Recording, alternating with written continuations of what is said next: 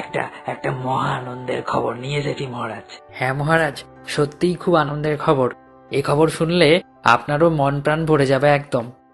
কি খবর বলো, কি সেই আনন্দের খবর? জানেন, আমাদের সেই শ্রীপাদ গোবিন্দানন্দ প্রভু, যার মুখ থেকে কতই না হরিনাম শুনেছি, এই বন জঙ্গলের পথ দিয়ে যেতে যেতে কত হরিনাম সংকীর্তন করেছেন তিনি, আমাদের মতো পশুদের কত কৃপা করেছেন। সেই শ্রীপাদ গোবিন্দানন্দ প্রভুর সন্ন্যাস হতে চলেছে আমাদের শ্রীধাম মায়াপুরে। মহারাজ, মহারাজ, চলুন না আমরা সকলেই সেই সন্ন্যাস আশ্রমে অংশগ্রহণ করি। এ তো খুবই আনন্দের খবর। হ্যাঁ, সকলকে খবর দিয়ে দাও, আমরা সকলে একসাথে যাব শ্রীধাম মায়াপুর। শোনো শোনো শোনো, আগামী গৌর পূর্ণিমাতে শ্রীধাম মায়াপুরে সেই মহান ভগবত ভক্ত শ্রীপাদ গোবিন্দানন্দ দাস ব্রহ্মচারী সন্ন্যাস আশ্রমে প্রবেশ করতে চলেছেন। সেই উপলক্ষে সকলকে শ্রীধাম মায়াপুরে উপস্থিত থাকার জন্য আমন্ত্রণ জানানো হচ্ছে। না না, এ এ সহ্য করা যায় না, সহ্য করা যায় না একদম। কোথায় কোথায় গেল আমার সব অনুচরেরা, কোথায় গেল সব?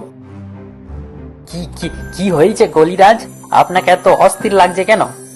তোমরা সব সাবধান হয়ে যাও, সামনেই এক মহান ব্যক্তি সন্ন্যাস নিতে চলেছেন। খুব সাবধান, সেই সন্ন্যাস আমাদের জন্য খুব ক্ষতিকর হবে, সকলে মহান ভক্তে পরিণত হবে। খুব সাবধান হয়ে যাও তোমরা। যথা আজ্ঞা। চলো চলো, আর দেরি করো না কেউ, আমরা সকলে শ্রীধাম মায়াপুরের উদ্দেশ্যে যাত্রা করি।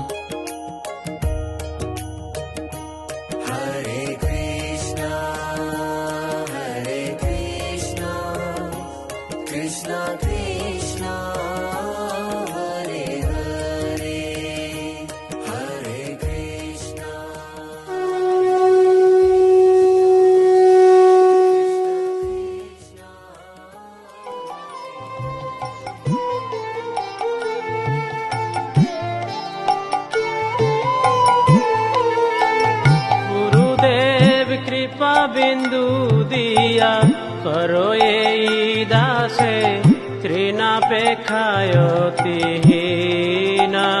গুরুদেব কৃপা বিন্দু দিয়া করো এই দাসে তৃণাপেক্ষায়তিহীনা।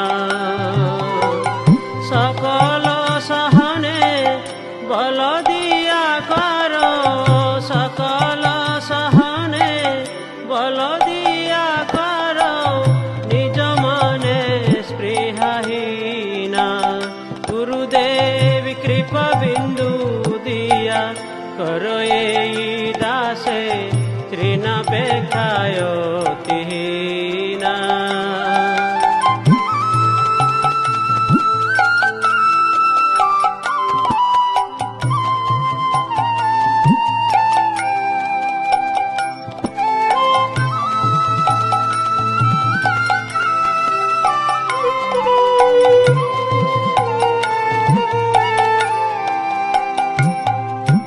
সকলে সম্মান করিতে সকতি দেহনাথ যথাযথ।